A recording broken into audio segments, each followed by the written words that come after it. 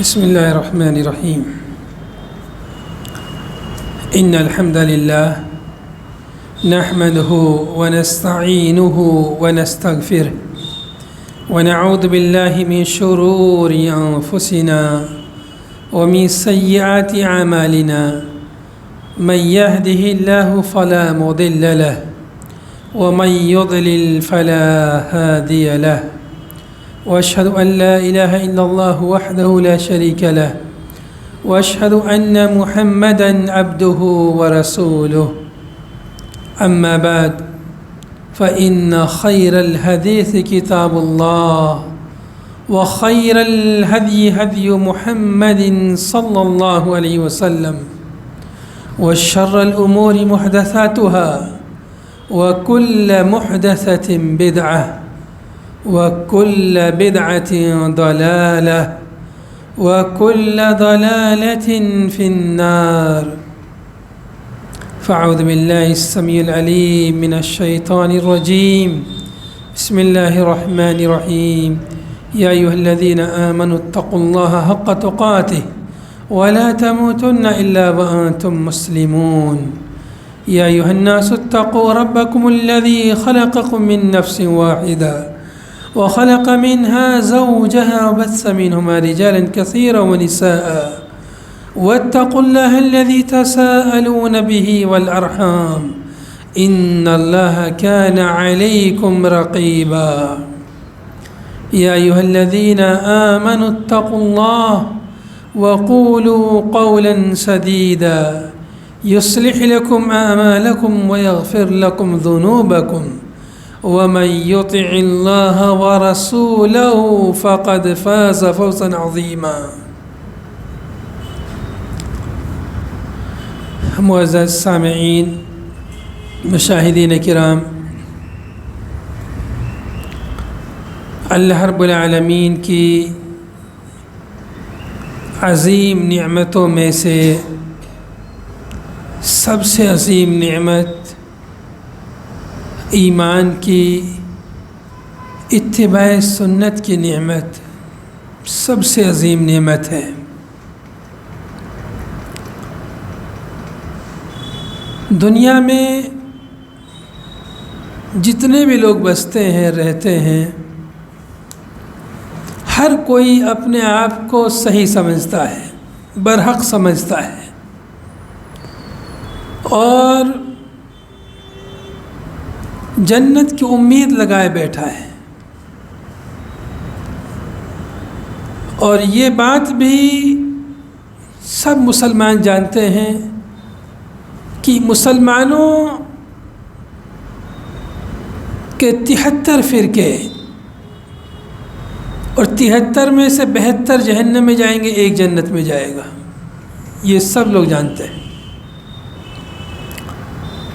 افسوس ان لوگوں پر ہوتا ہے جو دنیا میں بہت عمل کرتے ہیں، نیک عمل، نمازیں بھی پڑھتے ہیں، روزے رکھتے ہیں، زکوٰۃ دیتے ہیں، بڑے بڑے رفاہی کام کرتے ہیں، لیکن قیامت کے دن ان کی یہ ساری نیکیاں ہباء منثورہ ہو جائیں گی، کچھ کام نہیں آئیں گی۔ اس وقت کتنا افسوس ہوگا کہ ساری محنت پر پانی پھر جائے گا۔ دنیا میں انسان کے پاس موقع ہے سنبھلنے کا، سدھرنے کا، کہ اپنے آپ کو سنبھال لے، اپنے آپ کو سدھار لے، بھلے ہی کم نیکی ہو، بھلے ہی کم عمل ہو، لیکن عمل ایسا ہو کہ اللہ کے یہاں قبول ہو جائے۔ اور اللہ کے یہاں کون سا عمل قبول ہوتا ہے؟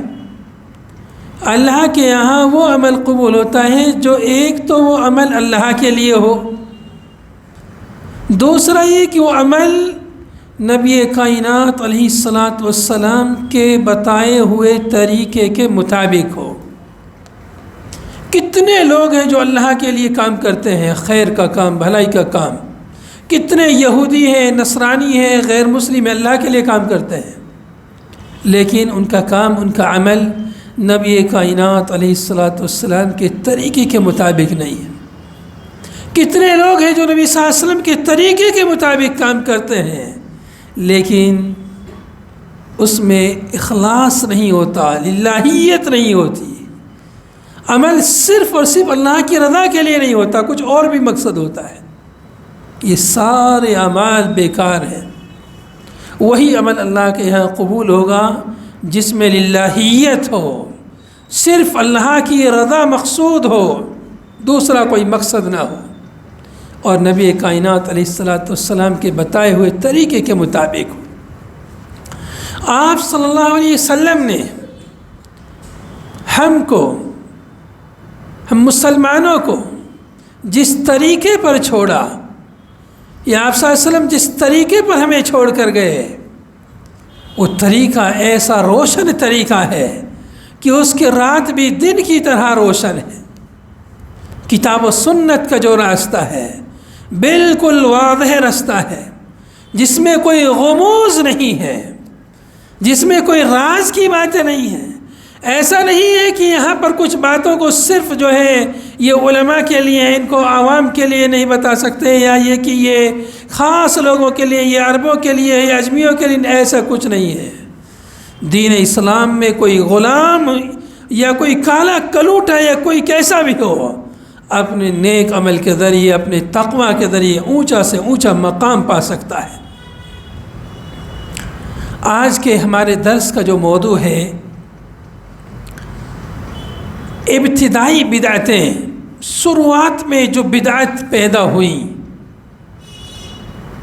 وہ بدعتیں کون سی ہیں، اور ان بدعتوں کے رد میں صحابہ کرام کا کیا موقف تھا، انہوں نے کیا منہج اپنایا بدعتوں کے رد کرنے میں، اس بارے میں ہم مختصر سی گفتگو کریں گے۔ اور یہ بہت اہم موضوع ہے۔ جو بدعات اسلام میں، جو بدعات شروع میں ظاہر ہوئیں، وہی بدعات باقی کی تمام بدعتوں کی جڑ ہے۔ حضرت عبداللہ ابن مبارک رضی اللہ عنہ کا قول ہے، فرماتے ہیں اصل 72 ہوا 4 ہوا فمن هذه ال4 ہوا تشعب 72 ہوا وهذه ال4 هي القدریۃ والمرجئۃ والشیعۃ والخوارج۔ امام بربہاری نے کتاب السنہ میں یہ قول ذکر کیا ہے کہ اسلام میں جو 72 فرقے جو جہنم میں جائیں گے، مسلمان ہونے کا جو دعویٰ کرتے ہیں، یہ 72 فرقے 4 فرقوں سے نکلے ہیں، 4 بدعتوں سے، جو شروعات کی 4 بدعتیں ہیں۔ سب سے پہلی بدعت صحابہ اکرام کے زمانے میں ظاہر ہو گئی تھی، خوارج کی بدعت، خارجیت کی بدعت۔ نمبر 2 شیعیت کی بدعت، تشیع اور شیعہ۔ اور نمبر 3 قدریہ کی بدعت۔ اور نمبر 4 ارجاء، مرجیہ کی بدعت۔ ان 4 بدعتوں کو امام عبداللہ ابن مبارک رحمۃ اللہ علیہ نے فرمایا کہ یہ 4 بدعتیں اصل ہیں، جتنی بھی بدعتیں بعد میں پیدا ہوئی اور جتنے بھی فرقے بعد میں پیدا ہوں گے، تمام فرقوں کی یہی 4 بدعتیں جڑ ہیں۔ جو سب سے پہلی بدعت ہے خارجیت کی بدعت، خوارج کی، خروج کی۔ یہاں پر ایک بات جاننی بہت ضروری ہے، جتنے بھی لوگ بدعت کرتے ہیں ان کا ارادہ اچھا ہوتا ہے، ارادہ ان کا برا نہیں ہوتا ہے۔ ان کے دل میں نیت ان کی کیا ہوتی ہے؟ اچھی نیت ہوتی ہے۔ یعنی وہ جو بدعت کا کام کرتے ہیں اس کو نیکی کا کام سمجھ کر اللہ کی رضا کے لیے کرتے ہیں۔ جو عمل کی قبولیت کے لیے جو شرطیں ہیں، پہلی شرط ان کے پاس موجود ہے. کیا شرط ہے؟ اللہ کے لیے اچھے ارادے سے، نیک ارادے سے کرتے ہیں. جتنے بھی لوگ بدعات کرتے ہیں اچھے ارادے سے کرتے ہیں. جو بدعات کی جڑ ہیں ان کے بارے میں ابھی آپ دیکھیں گے کہ کس طرح سے ان کا اچھا ارادہ تھا. اچھا ارادہ ہونا کافی نہیں ہے، ارادے کا اچھا ہونا کافی نہیں ہے. ارادے کے ساتھ ساتھ میں جو عمل کرنے جا رہے ہیں اس عمل کا موافق ہونا ضروری ہے نبی پاک صلی اللہ علیہ وسلم کی سنت کے طریقے کے. بات سمجھ میں آئی؟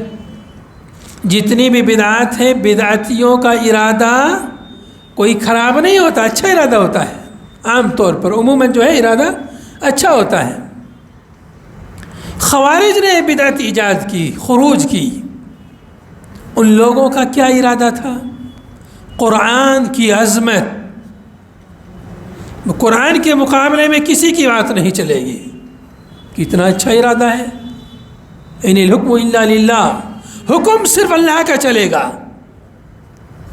خوارج نے اس اچھے ارادے کے تحت میں بہت ساری احادیث کا انکار کر دیا، بہت سی حدیثوں کا انکار کر دیا. خاص طور سے وہ احادیث، وہ احکام جن کا ذکر قرآن میں نہیں ہے، صرف حدیث میں ہے، ایسی احادیث کو انہوں نے رد کر دیا، انکار کر دیا. نبی صلی اللہ علیہ وسلم کی سنت کے بغیر، آپ صلی اللہ علیہ وسلم کے بتائے ہوئے طریقے کے بغیر کوئی قرآن پر عمل کیسے کر سکتا ہے؟ قرآن میں جو احکام ہیں، اللہ کا فرمان، اس کو عملی جامہ پہلانے کے لیے اللہ تعالیٰ نے نبیوں کو بھیجا. ورنہ اللہ تعالیٰ کتاب بھیج دیتا، نازل کر دیتا کتاب کو، جیسے تورات نازل فرمائے لکھ کر دے دیتا کہ لو عمل کرو. لیکن ہر کوئی اپنے اپنے حساب سے عمل کرتا. اب جب کہ نبی صلی اللہ علیہ وسلم کی سنت، آپ صلی اللہ علیہ وسلم کا طریقہ ہمارے سامنے موجود ہے، اس کے باوجود لوگوں نے کتنے طریقے بنا لیے ہیں. اگر نبی صلی اللہ علیہ وسلم کا طریقہ ہمارے سامنے نہیں ہوتا، صرف کتاب ہوتی، قرآن صرف ہمارے سامنے اگر ہوتی، تو کتنے لوگ طریقے بنا لیتے. پھر ہر کوئی اپنے اپنے حساب سے اس کا معنی مفہوم نکال لیتا. یہاں تو ہمارے سامنے نبی صلی اللہ علیہ وسلم کی عملی تفسیر موجود ہے، اس کے باوجود لوگوں نے کتنے طریقے ایجاد کر لیے. لہذا خوارج نے بدعت ایجاد کی، قرآن کے آڑ میں، قرآن پاک کی عظمت کی آڑ میں حدیث کا انکار کر دیا. یہاں تک کہ بہت سارے صحابہ کرام کو انہوں نے کافر قرار دیا. اور ان کی اصل تو نبی صلی اللہ علیہ وسلم کے زمانے ہی میں آ گئی تھی خوارج کی. ذوالخویسرہ نامی شخص کا وہ آدمی جب نبی صلی اللہ علیہ وسلم صحابہ کرام میں کچھ مال تقسیم کر رہے تھے تو اس نے کہا نبی صلی اللہ علیہ وسلم سے کہ محمد عدل یا محمد. نبی صلی اللہ علیہ وسلم کہا کہ عدل و انصاف سے کام لیجئے. آپ صلی اللہ علیہ وسلم فرمایا کہ اگر میں انصاف نہیں کروں گا پھر انصاف کون کرے گا؟ پھر آپ صلی اللہ علیہ وسلم نے پیشین کوئی فرمائی. جب اس آدمی نے، اس منافق شخص نے جب یہ کہا کہ عدل و انصاف سے کام لیجئے، حضرت عمر بن خطاب رضی اللہ عنہ نے فرمایا اے اللہ کے نبی اجازت دیجئے اس منافق کی گردن کو اڑا دیا جائے. نبی صلی اللہ علیہ وسلم فرمایا نہیں، لوگ کہیں گے دیکھو محمد اپنے ساتھیوں کو قتل کر رہا ہے. آپ نے فرمایا کہ اس کے ساتھی، اس کے لوگ ایسے نکلیں گے کہ تم اپنی نمازوں کو ان کی نمازوں کے سامنے حقیر سمجھو گے. اتنی اچھی نماز پڑھیں گے، روزے کے پابند ہوں گے، تم کو اپنا روزہ ان کے روزوں کے سامنے حقیر محسوس ہوگا. قرآن پاک کی تلاوت کریں گے، زبردست قاری ہوں گے، تم کو اپنی قرأت ان کی قرأت کے سامنے پھیکی محسوس ہوگی، کچھ نہیں لگے گی. لیکن قرآن کی قرأت کریں گے، قرآن ان کے حلق سے نیچے نہیں اترے گا. زبان پر بڑی اچھی تلاوت ہوگی لیکن دل میں اس کا کوئی اثر نہیں ہوگا.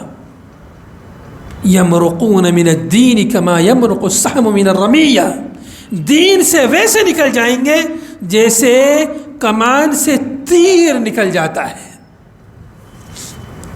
بڑے نمازی ہوں گے، نماز ایسی پڑھیں گے کہ تم کو اپنی نماز، صحابہ کرام صلی اللہ علیہ وسلم نے فرمایا کہ تمہیں اپنی نماز ان کی نماز کے سامنے کمتر محسوس ہوں گی. روزے کے پابند ہوں گے، قرات کریں گے، تلاوت کریں گے، لیکن ان سب کے باوجود دین سے ایسے نکل جائیں گے جس سے تیر نکل جاتا ہے کمان سے. یہ خوارج کی پہلی خوارج کی بدعت ہے جو سب سے پہلی بدعت دین میں پیدا ہوئی. انہوں نے نہ صرف حدیث رسول کا انکار کیا بلکہ ائمۃ المسلمین کے خلاف خروج کرنے کو جائز قرار دیا، ان سے قتال کرنے کو انہوں نے جائز قرار دیا، مسلمانوں کے خون کو انہوں نے حلال سمجھا. یہاں تک کہ اگر کسی آدمی سے کوئی بڑا گناہ ہو جائے تو مرتکب کبیرہ کو انہوں نے کافر قرار دیا، اور کافر قرار دینے کا مطلب کیا ہوا کہ مسلمان کا خون، اس کا مال، اس کی عزت و آبرو ان کے لیے حلال ہو گئی. اپنے آپ کو یہ مسلمان کہتے تھے اور یہ سمجھتے تھے کہ ہم ہی جو ہے سب سے بڑے مسلمان ہیں. یہ پہلی بدعت ہے جو اسلام کے اندر ظاہر ہوئی. اس بدعت کا اور اس کے بعد والی جو بدعت ہے شیعیت کی بدعت، جب یہ بدعت پیدا ہوئی، دیکھیے بدعت جو ہوتی ہیں بدعات یہ کہتے ہیں کہ بانجھ نہیں ہوتی ہے. ایک بدعت بہت ساری بدعتوں کو پیدا کرتی ہے. کوئی جب ایک بدعت پیدا ہوتی ہے تو وہ بہت بے شمار بدعتوں کو جنم دیتی ہے. اب خارجیت کی بدعت پیدا ہوئی. ائمۃ المسلمین، مسلمانوں کے ائمہ، ان کو انہوں نے کافر قرار دیا، صحابہ اکرام کو کافر قرار دیا.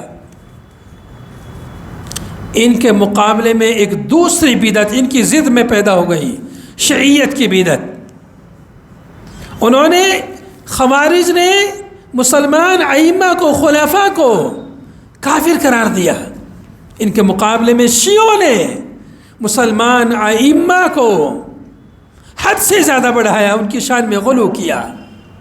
یہاں تک کہ اماموں کو انہوں نے معصوم قرار دیا. حضرت علی رضی اللہ عنہ کی شان میں اس قدر غلو کیا کہنے لگے کہ جبرائیل علیہ السلام سے غلطی ہو گئی. اللہ تعالیٰ نے جبرائیل کو علی کی طرف بھیجا تھا رسالت لے کر کے، غلطی سے محمد کو دے دیا، نعوذ باللہ. اور اس سے بھی بڑھ کر بعض شیعوں نے یہ کہا کہ علی ہی الہ ہے، معبود ہے، جو انسانی شکل میں زمین پر اتر آیا ہے. اس قدر غلو کیا. یہ دونوں بدعتیں صحابہ کرام کے زمانے میں، بلکہ خلفائے راشدین کے آخری عہد میں، خاص طور سے حضرت علی رضی اللہ عنہ کے زمانے میں یا حضرت عثمان رضی اللہ عنہ کے آخری دور میں ان بدعات کا ظہور ہو گیا تھا، خوارج کی بدعت کا اور پھر تشیع کی بدعت کا. ان دونوں بدعات کا حضرت علی رضی اللہ عنہ نے بڑی سختی کے ساتھ ان کا رد کیا، خوارج کے ساتھ جنگ کی قتال کیا.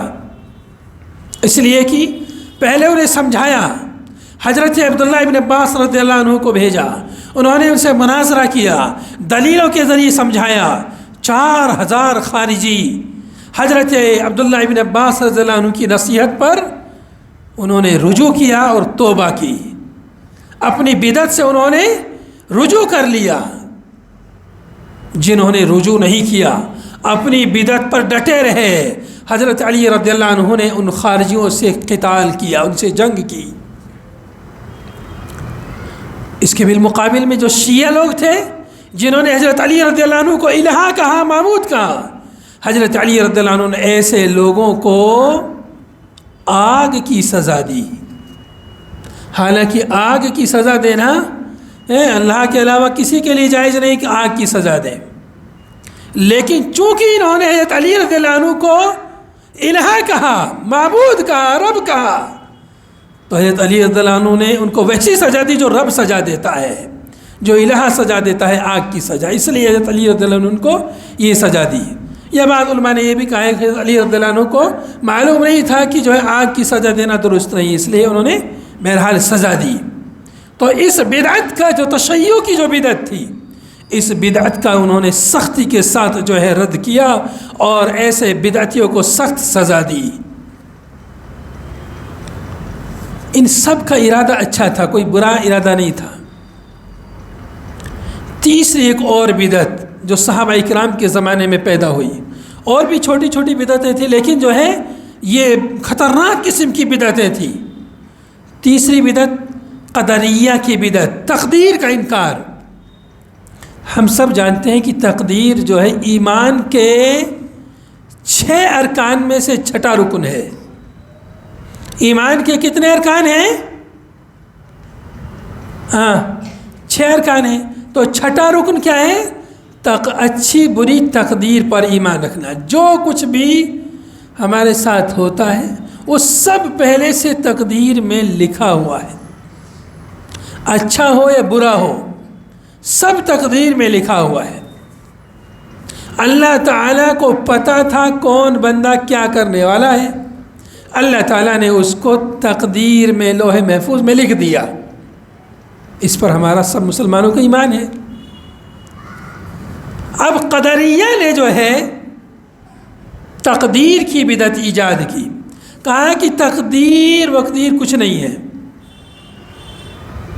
ایسے پہلے سے کچھ نہیں لکھا ہوا ہے، جب کوئی چیز ہو جاتی ہے تبھی اللہ کو پتہ چلتا ہے. قدریہ نے تقدیر کا انکار کر دیا کہ تقدیر کوئی چیز نہیں ہے. تقدیر کا انکار کرنے کا مطلب کیا ہوتا ہے کہ مطلب اللہ کو پتہ نہیں تھا کہ کیا ہونے والا ہے، اور نہ اللہ کو پتہ ہے کہ کل کیا ہوگا، نعوذ باللہ. تقدیر کو جان لیجیے، تقدیر کے 4 مراتب ہیں.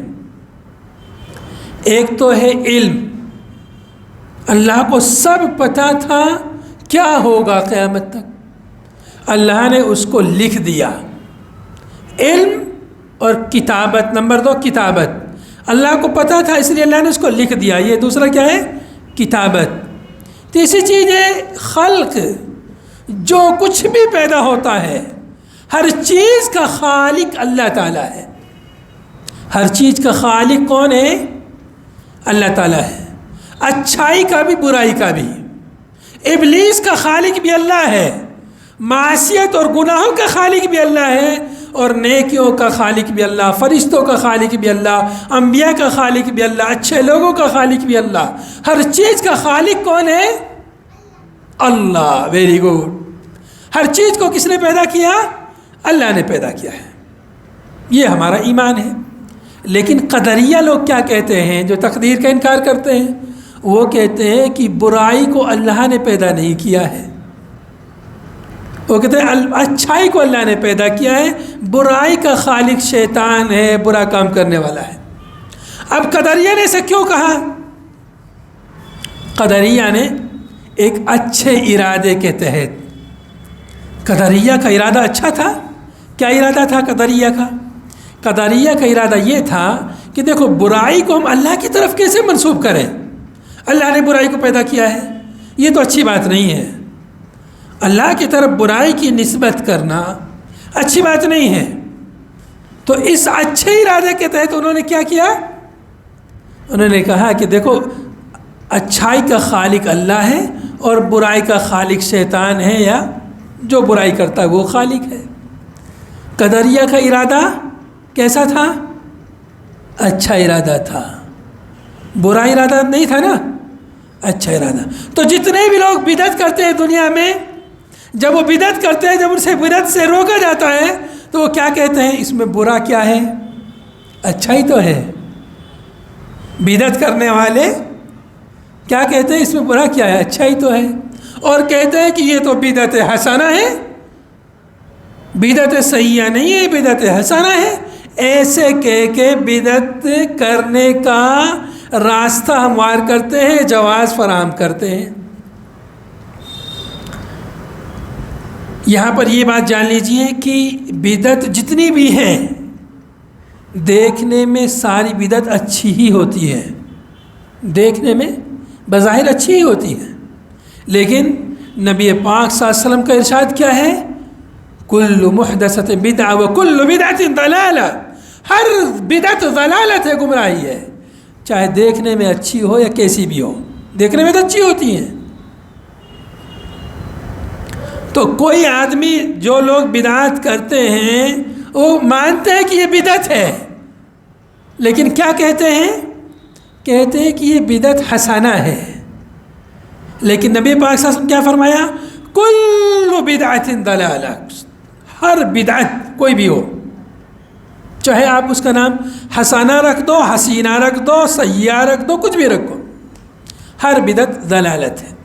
جب یہ کہہ دیا، یہ فرما دیا کہ ہر بدعت گمراہی ہے، تو اس کا مطلب اب ہم کسی بدعت کی تقسیم نہیں کر سکتے کہ یہ حسنہ اور یہ سیئہ ہے، ورنہ پھر تو ایسے ہو جائے گا کہ ہم ہر گناہ کی تقسیم کرنے لگ جائیں۔ بدعت ایک گناہ کا کام ہے، اگر ہم کوئی بھی گناہ کرے اس کو تقسیم کر دیں، یہ حسنہ یہ سیئہ۔ دیکھو یہ جو لوگ جو عقلی گھوڑے دوڑاتے ہیں نا، ان کے لیے عقلی مثال میں دے رہا ہوں کہ کوئی آدمی چوری کرے اور کہ میں چوری کر کے صدقہ کروں گا، چوری کر کے مسجد بناؤں گا، اچھا ہی تو کر رہا ہوں میں۔ یا کوئی آدمی کہے کہ فلاں آدمی بہت بخیل ہے، اس کے پاس بہت مال ہے، زکوٰۃ نہیں دیتا ہے، اس کا مال چوری کر کے اس کو سبق سکھاؤں گا اور مال چوری کر کے مسجد بناؤں گا۔ کتنا اچھا کام ہے نا، مسجد بنانا کتنا اچھا کام ہے، غریبوں کی مدد کرنا کتنا اچھا کام ہے، اور جو آدمی زکوٰۃ نہیں دے رہا اس کو سبق سکھانا کتنا اچھا کام ہے، دیکھنے میں اچھا ہے کہ نہیں ہے؟ اب وہ کہے کہ یہ چوری سریقہ حسنہ ہے، اچھی چوری ہے، تو کیا چلے گا؟ کیا جائز ہوگا؟ کیا بالکل جائز نہیں ہوگا۔ ان اللہ طیب لا یقبل الا طیب، اللہ تعالیٰ طیب ہے، طیب ہی چیز کو قبول کرتا ہے۔ تو کوئی آدمی ایسے بدعات کی تقسیم جو لوگ کرتے ہیں وہ بہت بڑے دھوکے میں ہیں۔ بدعت کی جو تقسیم کرتے ہیں اور تقسیم کر کے بدعت کرتے ہیں، میرے بھائی اور میرے دوستو، انسان کوئی گناہ کر لے، کوئی چوری کر لے، زنا کر لے، ڈکیتی کرے، غیبت کرے، تو اسے افسوس ہوتا ہے، توبہ کر لیتا ہے، لیکن بدعت اتنا سنگین اور خطرناک گناہ ہے، اس کو آپ کہہ سکتے ہیں میٹھا زہر۔ میٹھا زہر، بدعت کیا ہے؟ میٹھا زہر ہے، انسان اس کو مزے ہی مزے میں کرتے جاتا ہے، بدعت کو مزے ہی مزے میں کرتا جاتا ہے، اس کو وہ ثواب سمجھتا ہے، حالانکہ وہ گناہ کر رہا ہوتا ہے۔ جب ثواب سمجھتا ہے تو وہ توبہ کیوں کرے گا؟ معافی مانگے گا کیا؟ وہ تو ثواب سمجھ رہا ہے، اس کو خیر سمجھ رہا ہے۔ اس لیے بدعت بہت ہی سنگین اور بڑی خطرناک چیز ہے۔ جہاں بدعت کا لفظ آ جائے تو انسان کو چوکنا ہو جانا چاہیے۔ عمل کرنے کے لیے ثابت شدہ سنتیں اور اعمال اتنے زیادہ ہیں کہ انسان اگر عمل کرنا چاہے تو پورے طور پر عمل کر بھی نہیں سکتا، اتنی زیادہ سنتیں اور اتنے صحیح اعمال ثابت ہیں۔ بدعات کی طرف تو جھانکنے کا اور کرنے کا اسے موقع ہی نہیں ملے گا اگر صحیح ثابت شدہ سنتوں پر عمل کر لی جائے۔ تو جب کوئی آدمی یہ کہے کہ بھائی یہ عمل بدعت ہے، بھلے ہی سے تمہاری نگاہ میں بدعت نہ ہو، اس سے رک جائیے، تحقیق کر لیجئے، اس سے رک کر کے تحقیق کر لیجئے۔ اس سے رک جانے سے کچھ کمی نہیں ہو جائے گی آپ کے اعمال میں۔ اس بدعت سے اگر آپ تھوڑی دیر کے لیے رک جاتے ہیں اور رک کر کے تحقیق کر لیتے ہیں تو اتنی رکنے میں آپ کے اعمال میں کمی نہیں ہو جائے گی، تب تک آپ وہ اعمال کیجئے جو ثابت شدہ اعمال ہیں۔ تو بدعت بڑی سنگین اور خطرناک چیز ہے۔ تو سب سے پہلے جو بدعات ہوئی ہیں ان بدعات کو سمجھنے میں ہمیں آج بعد میں جتنی بھی بدعتیں پیدا ہوئی ہیں ان بدعتوں کو سمجھنے میں، ان کا رد کرنے میں بہت آسانی ہو جائے گی۔ تو سب سے پہلی بدعت کیا ہے؟ کون سی بدعت بتائی میں نے جو سب سے پہلی بدعت اسلام میں ظاہر ہوئی؟ ہاں، کون سی بدعت ہے بتائیے، پوچھ رہا ہوں آپ لوگوں سے. خارجیت کی بدعت، خوارج کی بدعت. خوارج کی جو بدعت تھی آج کے زمانے میں بھی ان اوصاف کے حاملین بہت سارے لوگ موجود ہیں. خارجی اوصاف کے حامل، نام خارج نہیں ہے ان کا بھی، نام بدل لیا ہے، لیکن اوصاف وہی آج بھی موجود ہیں. جو خوارج کے اوصاف تھے ان کی جو بدعت تھی وہ آج بھی موجود ہے. دوسری بدعت کون سی پیدا ہوئی؟ شیعیت کی. شیعان علی، حضرت علی سے محبت کے دعوے دار، آل بیت سے محبت کے دعوے دار. کتنا اچھا ارادہ ہے. نبی صلی اللہ علیہ وسلم کے گھر والوں سے، آل بیت سے محبت، کتنا اچھا ارادہ ہے. حضرت علی رضی اللہ عنہ حیدر کرار، نبی صلی اللہ علیہ وسلم کے داماد، چوتھے خلیفہ، ان سے محبت، اور محبت میں بھی غلو. محبت کرنا کتنی اچھی بات ہے. اس محبت کی آڑ میں آگے کیا کیا انہوں نے؟ شرک جیسا عظیم گناہ انہوں نے کر ڈالا. پہلی بدعت خوارج کی. خوارج سے زیادہ خطرناک بدعت جو ہے شیعیت کی بدعت ہے. اس لیے کہ خوارج کے یہاں جھوٹ بولنا کیا ہے؟ جھوٹ بولنا سب کے یہاں کبیرہ گناہ ہے. اور خوارج کے یہاں جو آدمی جھوٹ بولے، کبیرہ گناہ کرے، وہ کافر ہو جاتا ہے. لہذا خارجی لوگ جھوٹ نہیں بولتے. جو خارجی ہیں وہ جھوٹ نہیں بولتے. اس لیے بعض محدثین نے خارجیوں سے حدیثیں نقل کی ہیں، اس لیے وہ جھوٹ نہیں بولتے. جبکہ خوارج کے مقابلے میں شیعہ وہ سب سے زیادہ جھوٹ بولتے ہیں. ان کے مذہب میں جھوٹ بولنا عبادت ہے. جھوٹ بولنا ان کے یہاں عبادت ہے، نیکی کا کام ہے، تقیہ اختیار کرنا. تو یہ لوگ اتنے زیادہ جھوٹ بولے کہ بے شمار حدیثیں انہوں نے اپنی طرف سے وضع کی. یہاں تک کہ انہوں نے قرآن پاک میں بھی تحریف کر ڈالی، یا کہا کہ قرآن پاک اصلی شکل میں ہے ہی نہیں، قرآن کا انکار کر دیا. خارجی لوگ قرآن کی عظمت کو لے کے اٹھے، اور شیعوں نے قرآن کی عظمت تو کیا، قرآن موجودہ قرآن ہے، کہا کہ یہ تو محرف ہے ہی نہیں اصلی والا قرآن. تو شیعت کی بدعت جو ہے خارجیوں سے بھی بڑھ کر بدعت نکلی ہے. نمبر 3 بدعت میں نے کون سی بتائی جی؟ تقدیر. Very good. تقدیر کا انکار.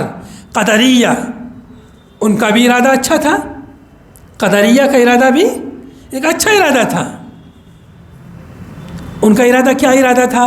اچھائی. اس میں اچھائی کیا ہے؟ قدریہ کی بدعت میں اچھائی کیا ہے؟ اچھائی اور برائی دونوں کو سمجھنا ہے. اچھائی کیا ہے؟ ان لوگوں کا ارادہ کیا تھا کہ بھئی دیکھو، اللہ کی طرف برائی کی نسبت کرنا اچھی بات نہیں ہے.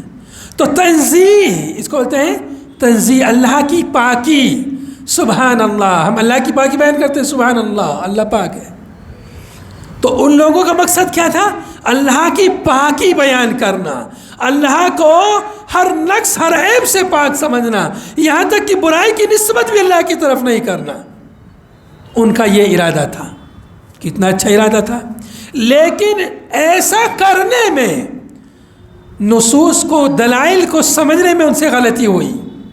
دلائل کو سمجھنے میں ان سے غلطی ہوئی، اور ایمان کے چھٹے رکن کا انکار کر دیا، جو قرآن اور حدیث سے بے شمار دلیلوں سے ثابت ہے. اس عظیم رکن کا انکار کر دیا اور کفر کی طرف چلے گئے. ایمان کے کسی بھی ایک رکن کا انکار کرنا کفر ہے. اس میں برائی کیا ہے؟ ان لوگوں نے جو یہ ارادہ اختیار کیا، اس کا مطلب یہ ہوا،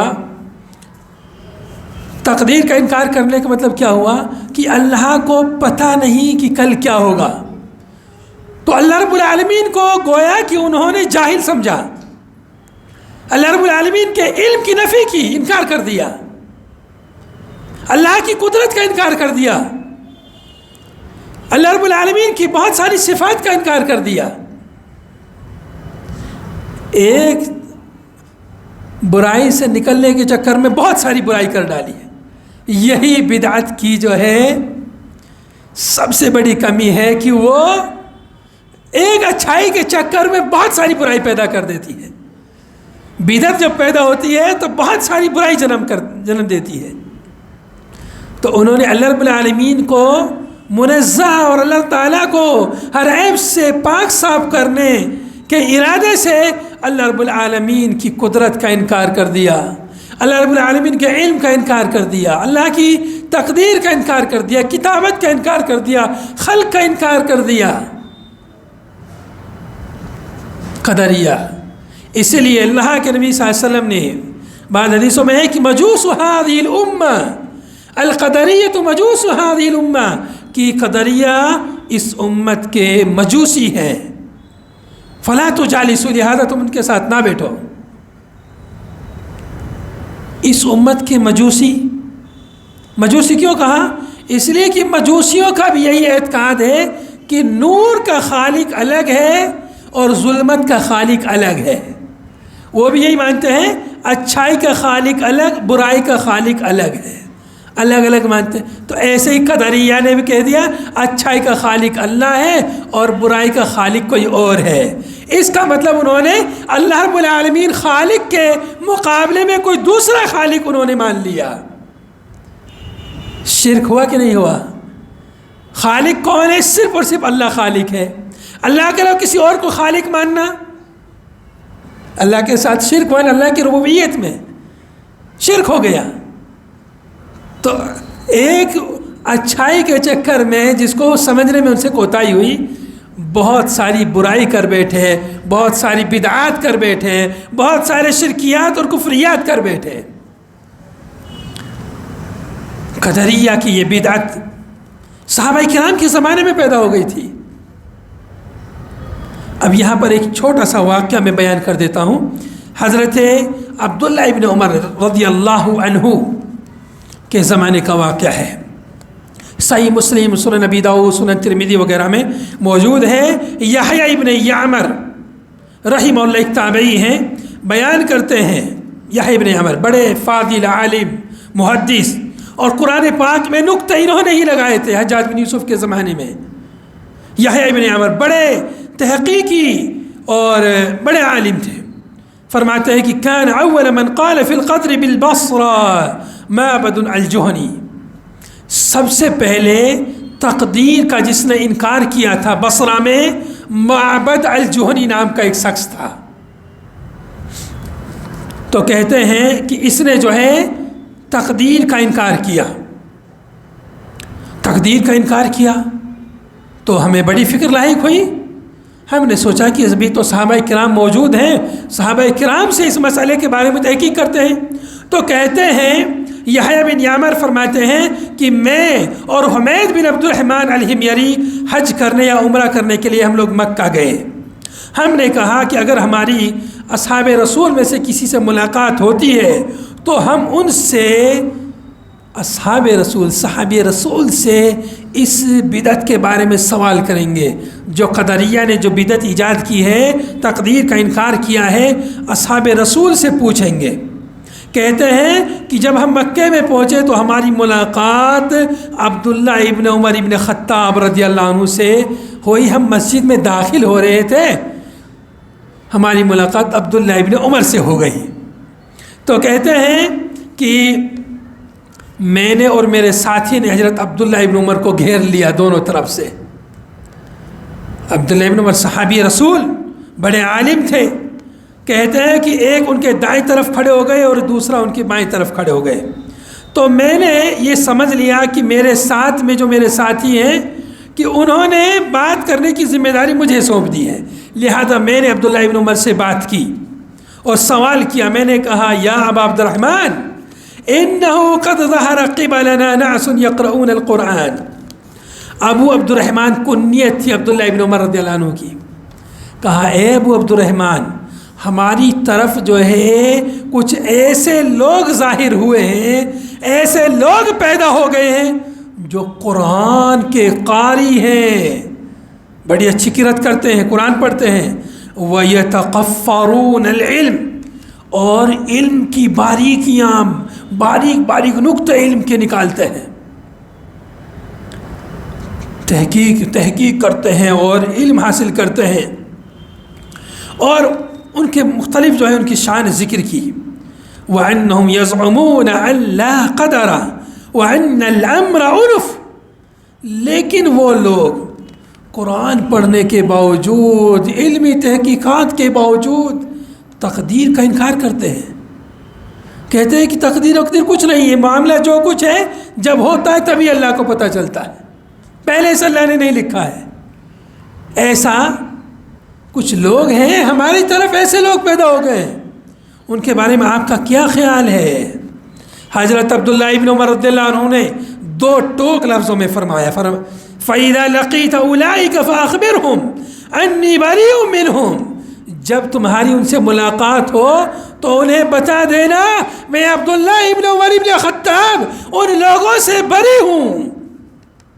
وَأَنَّهُمْ بُرَآءٌ مِّنِّي. اور وہ بھی مجھ سے بری ہے، میرا ان سے کوئی رشتہ نہیں ہے. جو تقدیر کا انکار کرے، ایسی بدعت کا ارتکاب کرے، ان سے میرا کوئی رشتہ نہیں ہے. والذی یحلف بی عبداللہ ابن عمر لو ان لأحدهم مثل أحد ذهبا فانفقه ما قبل الله منه حتى يؤمن بالقدر. اس ذات کی قسم، جس ذات کی قسم عبداللہ ابن عمر کھاتا ہے، یعنی اللہ کی قسم، فرمایا کہ اگر ان میں سے کسی آدمی کے پاس احد پہاڑ کے برابر سونا ہو، احد پہاڑ کے برابر سونا، اور اس سونے کو اللہ کے راستے میں فی سبیل اللہ خرچ کر دے، رفاعی کاموں میں خرچ کر دے، ما قبل اللہ منہ، اللہ اس سے قبول نہیں کرے گا. اس کے ان بدعات کی وجہ سے، شرکیات اور کفریات کے ان عقیدوں کی وجہ سے اگر احد پہاڑ کے برابر سونا خرچ کرے تو بھی اللہ اس کو قبول نہیں کرے گا. حتی یؤمن بالقدر، یہاں تک کہ وہ تقدیر پر ایمان لے آئے. غور کیجئے، آج بہت سارے لوگ ہیں جو بہت بڑے بڑے رفاہی کام کرتے ہیں، خیر کے کام کرتے ہیں، اور سوچتے ہیں کہ ہم بہت اچھا کام کر رہے ہیں، لیکن عقیدے اور ایمان میں ڈھیل مل ہیں، بدعات کے مرتکب ہیں. یاد رکھیے، اگر عقیدہ درست نہیں ہے، ایمان درست نہیں ہے، کتنی بھی ہم نیکی کر لے.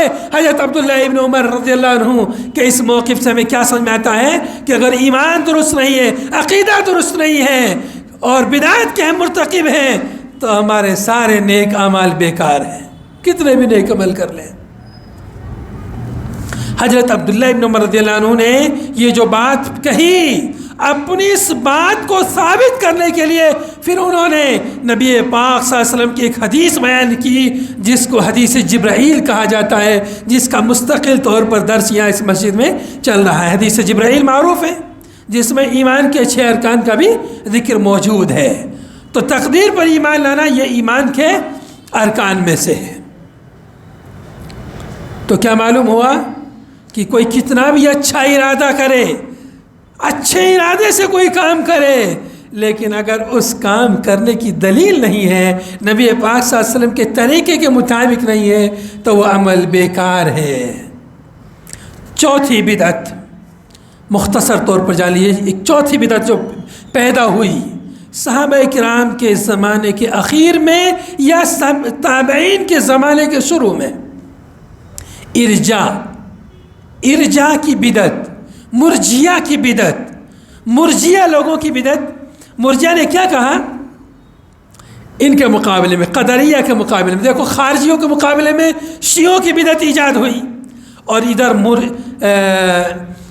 قدریہ کے مقابلے میں مرجیہ کی بدعت آ گئی، مجبرہ کی بدعت آ گئی. مرجیہ لوگ کہتے ہیں کہ جو شخص کلمہ پڑھ لیا وہ مومن ہو گیا، ٹھیک ہے، بولے کہ اب عمل کرنے کی کوئی ضرورت نہیں ہے، عمل کرنے سے ایمان پہ کوئی فرق نہیں پڑتا ہے. کوئی کچھ بھی عمل کرے، ایمان لیا، کلمہ پڑھ لیا، مسلمان ہو گیا، اب عمل کرنے سے کوئی فرق نہیں پڑتا ہے. ادھر جو ہے خوارج نے کیا کیا کہ اگر آپ نے